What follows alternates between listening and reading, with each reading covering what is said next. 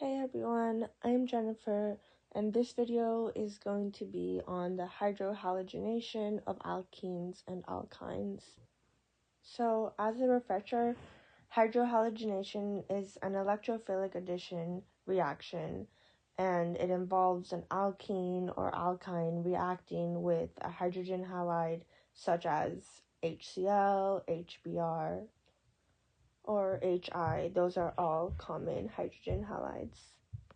Okay, so it is important to remember for hydrohalogenation that this follows Markovnikov's rule. So I'm just going to write Markov. And what this tells us is that the hydrogen atom will attach to the carbon that is less substituted. And the X, which is the halogen, so in the example above, that's the chlorine, will go to the more substituted carbon, as that is the better steric position. And when we think about it, this makes sense because when the hydrogen from the hydrogen halide is added to the less substituted carbon, then a more stable carbocation can be formed. Okay, so now we can talk about the mechanism up above. So in this reaction, this double bond is actually acting as a nucleophile. So because it is a nucleophile, it will attack this hydrogen, and then this causes the bond between the hydrogen and the Cl to also break. And as we talked about earlier, the hydrogen will want to go to the less substituted carbon. And in this particular case, the hydrogen does not have a preference as both carbons are secondary.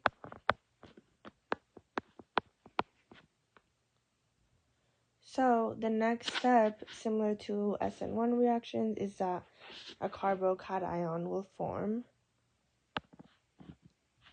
So the hydrogen I just chose, it will go to one direction, but again, it doesn't really matter in this case. And that leaves the stable carbocation in this position, and then we also have a Cl minus in the back. And again, similar to SN1 reactions, after we form the stable carbocation, we need to ask ourselves if migration needs to happen for there to form a more stable carbocation. But because this is a symmetrical structure, then no migration needs to occur.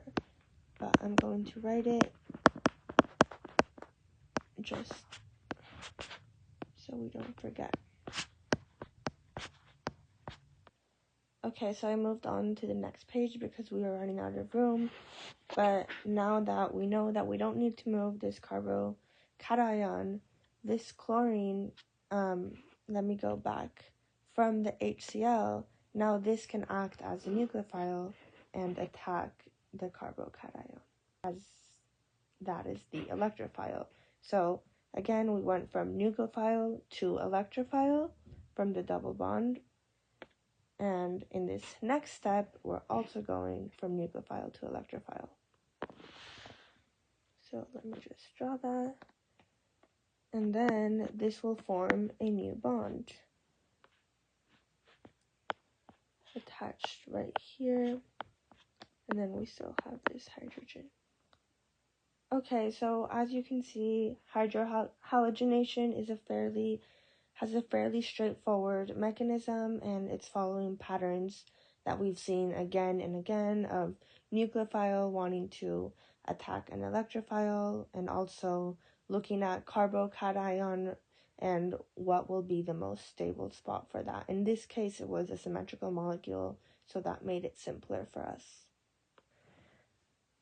Okay, so we can go over another example, and already we see that we have an alkene and an HBr, so this is a sign that it will be a hydrohalogenation, as this is one of the more common hydrogen halides. And I just added a substituent that I had forgot to add, so it's not a symmetrical compound again. But similar to before, the mechanism will start with the double bond going to the hydrogen, because again, the double bond is a nucleophile in this first step. And again, remembering that hydrohalogenation follows Markovnikov's rule, so this hydrogen will want to go to the less substituted carbon. So first we see that this is tertiary carbon, and this is a secondary.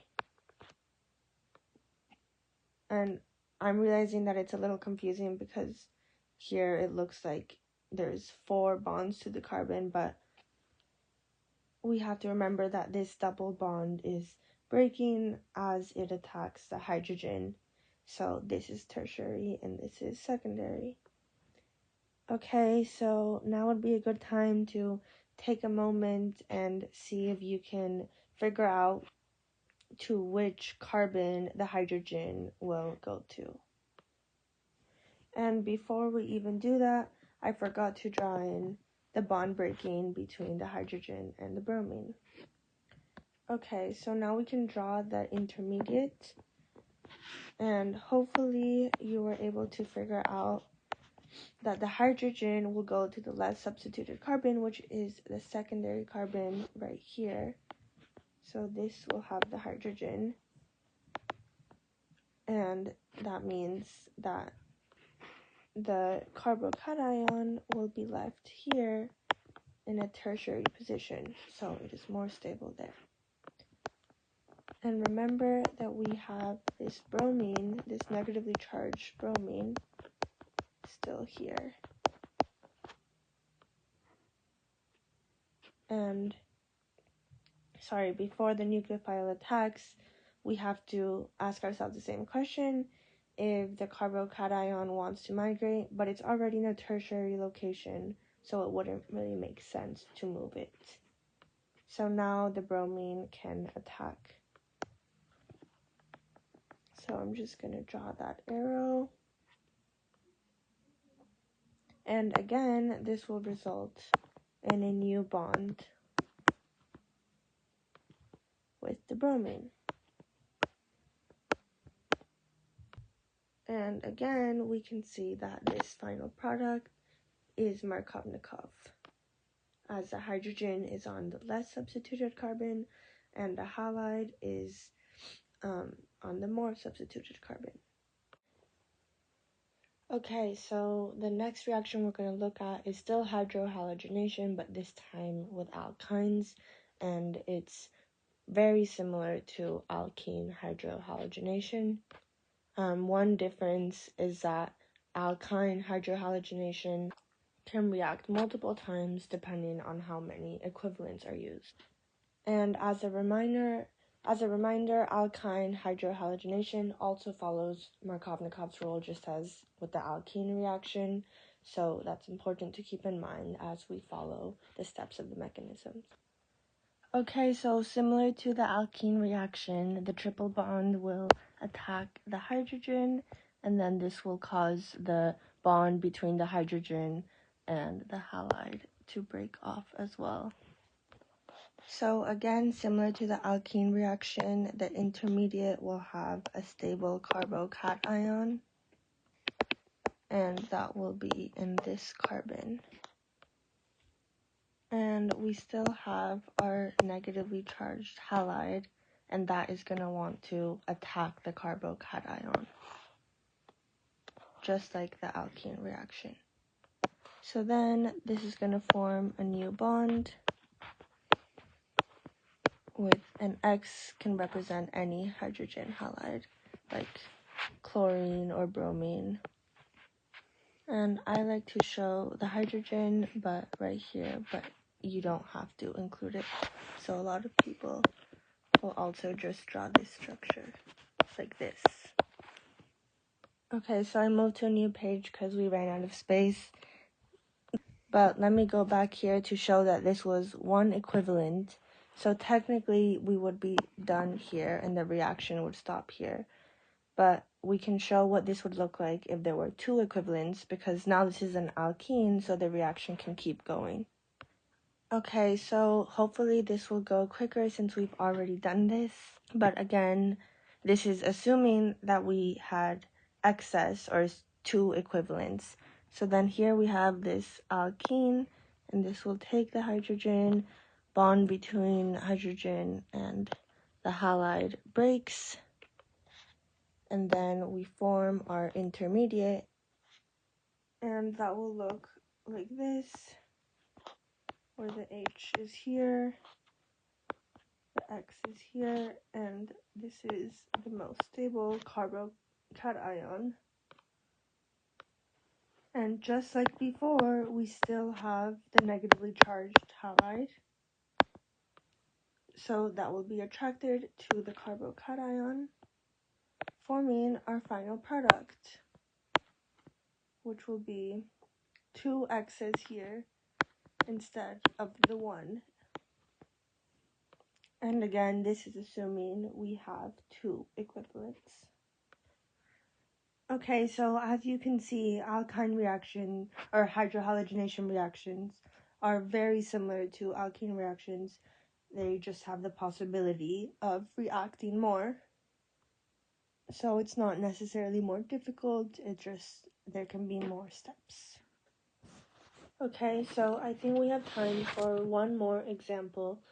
And since we've been going through these mechanisms several times, for this problem, we're going to see if we can predict the product without necessarily having to draw all of the mechanisms. And I'm going to make this excess, which could give us a hint into how this is going to result in, or what the final product will be, since we know it will react multiple times. Okay, so actually we can start there. If we look at this and see that it's going to react multiple times, that tells us that the final product should not have any double or triple bonds left. Additionally, because it's reacting with the HCl twice, we know that there's going to be two of these halides left instead of one or zero. Okay, so we can draw the skeletal structure without any double or triple bonds. And now the last thing is figuring out where the two chlorine atoms will be. And because we know that this is following Markovnikov's rule, that tells us that the carbocation is going to be in the most stable location, and this is primary, so it can't go there. And typically in the hydrohalogenation of cyclic alkynes, there is no migration of the carbocation, which means that we can predict that the carbocation will be here and the two chlorine atoms will attach here. So this is our final product. And we actually do have a little more time left, so we can show how this happens. And again, hopefully this should be quicker now that we've done it so many times. So this will be the carbocation intermediate. We still have the hydrogen here, and then a plus sign there, because that's where the triple bond used to be. And remember, we have this negatively charged chlorine atom. Oh, the lone pairs are not really working right now, but that's okay. We can pretend they're all there. This attacks the carbocation, and this leads to a new bond. Oh, suddenly I can't draw anymore. But it should look like this. And if we only had one equivalent, this would be the final product. But there's still one more step, so I'll go to the next page since we ran out of room. But now this is something we've seen many times before, both with the alkene and alkyne reactions. Hydrogen, chlorine bond breaks, form stable carbocation intermediate. And I'm actually realizing that there's a mistake because this should be chlorine and not X. And now the stable carbocation is here, and there's a hydrogen here. And the last step is this chlorine attacking the carbocation, and we're left with what we had predicted right here.